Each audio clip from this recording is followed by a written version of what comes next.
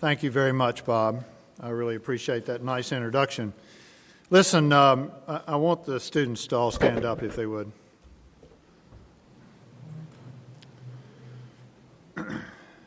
Now, it's a rare occasion, I want you to understand this, rare occasion on which I put on a tux.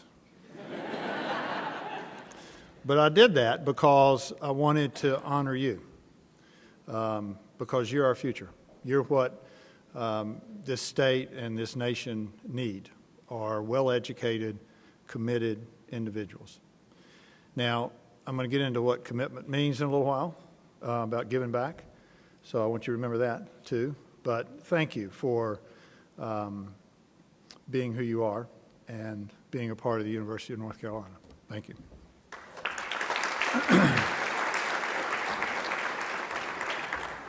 Now, I know Fred Eccles is going to give an invocation in a minute, but I got to tell you that those of you who've heard me speak before know that I always like to start with a prayer. And this is a prayer that I learned from my grandfather. It's an old Scottish prayer. And so if you'll just bear with me, it goes like this. Lord, make them like me. And if they don't, afflict them in some temporary way so that when they leave, I'll know who they are. So I want you to keep that in mind as I go through these remarks. I know he's not here tonight, but I want to take a moment to thank Fred Eshelman. I want to thank him for his dedicated service to the university. I particularly want to thank him for his generous support to the School of Pharmacy. And I want to thank him for being willing to take on a role as a leader of the University of North Carolina system by joining our Board of Governors. So that makes him one of my bosses. Some of you know him. Here's what I want you to do. I want you to tell him nice things. See, that way maybe I can keep my job. So, but thanks to Fred and thanks to all of you who are here tonight who have made a difference. I'm really honored to be with you and to be with you in the role of president of the University of North Carolina. I grew up in North Carolina. I love this state. And I took on these responsibilities 7 months ago because I care deeply about education and about the difference that it makes in the lives of individuals and communities in this state. When I was in college, I will tell you that my first year was not very good, and I didn't really want to be there. But a faculty member changed my life. Higher education opened doors for me that I never dreamed would be possible. So it is critical to our future. In my first 5 months on the job, I went around and visited every one of our 20 entities. We have 17 campuses, 16 of which offer undergraduate and graduate programs. We also have 2 high schools, one of which has its own campus, the School of Science and Mathematics, but we also have the high school at the School of the Arts, which is part of the undergraduate program there. In addition to those 17 campuses, we're responsible for the UNC healthcare system, UNC TV, and the North Carolina Arboretum. Those last 3 things, when I talked to Erskine Bowles about what this job was going to be like, he said, well, you don't have to worry about those 3 things. They kind of run themselves. They're just out there. So, of course, as soon as I get here, the legislature decides they're going to undertake a full continuation review to determine whether they should keep funding UNC TV. The Arboretum's in an uproar about who should be its fiscal controlling agent, and there's an effort to hostilely take over one of our hospitals at the healthcare system. And I've spent more time on those 3 entities than I ever thought I'd spend on any of the campuses. So you never know what the job will bring you. But when I visited all of those, I'm here to tell you that it was amazing. And I was really pleased. Despite all that you read about the cuts we've suffered, I was really pleased with what I saw and what I heard when I visited our campuses. The teaching, the research, and the engagement that takes place across the University of North Carolina campuses is truly phenomenal. And the students that I've met, both here tonight and all over our system, are really beyond compare. And I can tell you that with each passing day, I am more and more convinced that there is no institution more important to North Carolina and her future than the University of North Carolina. When I think about the future of our state, one clear major challenge that we face is improving and maintaining the health of our citizens. And in my view, there is certainly no institution more important to meeting that challenge than the Eshelman School of Pharmacy. I noted that recently that the School of Pharmacy has again been ranked number 2 in the country by U.S. News and World Report. And my reaction was that sooner or later they'll get it right and rank us number 1.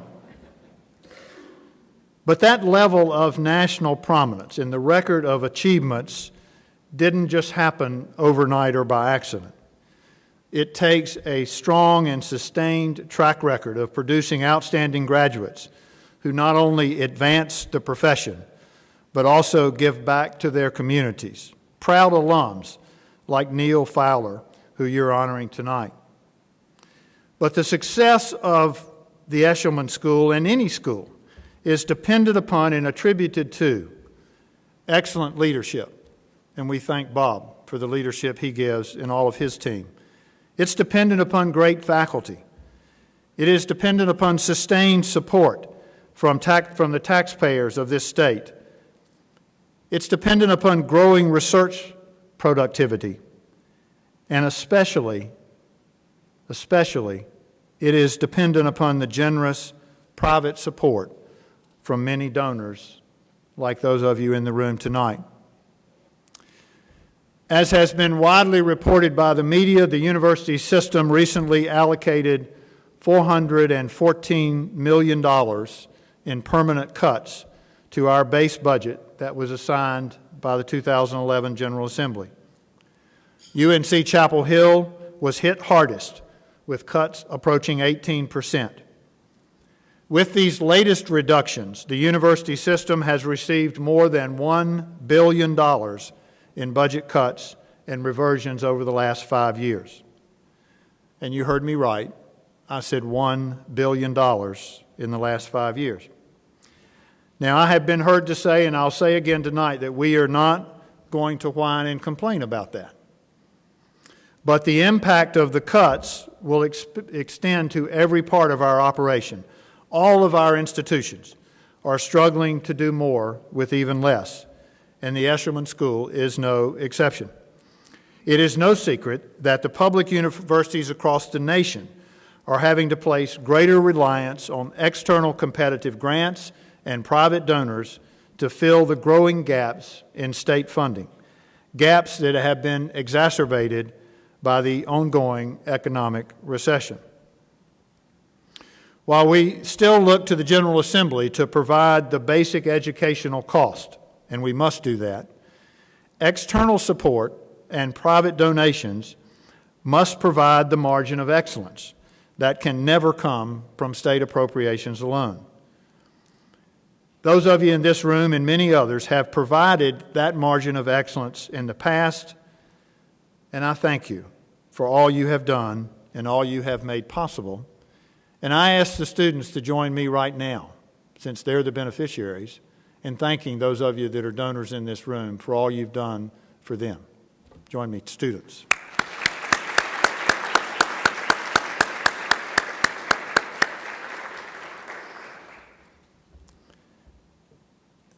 Thanks in part to your generosity, the strong leadership team and outstanding faculty of this great institution have enabled the volume of research conducted at the Eshelman School to increase substantially over the past decade. It now exceeds $25 million annually. Just last month, a team of researchers from the School of Medicine and the School of Pharmacy received a $3 million federal grant to test the next generation of treatments to slow the spread of HIV. And the construction of Carr Hall, which was built through a combination of state and private dollars, has provided the expanded capacity needed to help us create new knowledge that is being taught in those classrooms, and we thank you for making that possible. Research is an increasingly vital part of our educational mission, since a growing number of companies expect students to graduate with hands-on research experience. Research is also critical to the quality of teaching and is a significant and growing economic driver in North Carolina. For every $1 million in research dollars, that directly creates 16 jobs and supports a total of 37 jobs. And that doesn't even take into account the economic impact of inventions, patents, or spin-off companies started by UNC researchers like Joe DeSimone, who is here tonight. And we appreciate all the great work he does. Great teaching and research require great faculty. And again, the Eshelman School has been able to leverage private giving and state support to endow the distinguished professorships that enable us to recruit teachers and researchers. This sort of philanthropy has been absolutely critical to the past success of the pharmacy school. I worry, however, that 4 years of no salary increases could cause us to lose many of our outstanding faculty. Here at our Chapel Hill campus, for example, we know of at least 101 faculty who were recruited by other institutions. We lost 78 of them. Loss of our best faculty is, in my view, the greatest risk our university faces today, and it is a problem that deserves the attention of all of us. Keenan, McCall, Bryson, Eshelman, Gillings, and Carr, just to name a few of the high-profile names that have helped build Carolina's existing $2 billion endowment and equip this institution to become the best public university in America.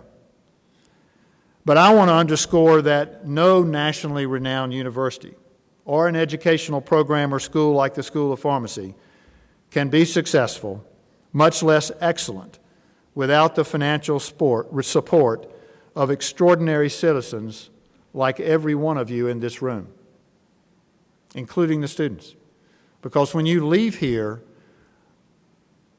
you need to remember what you received.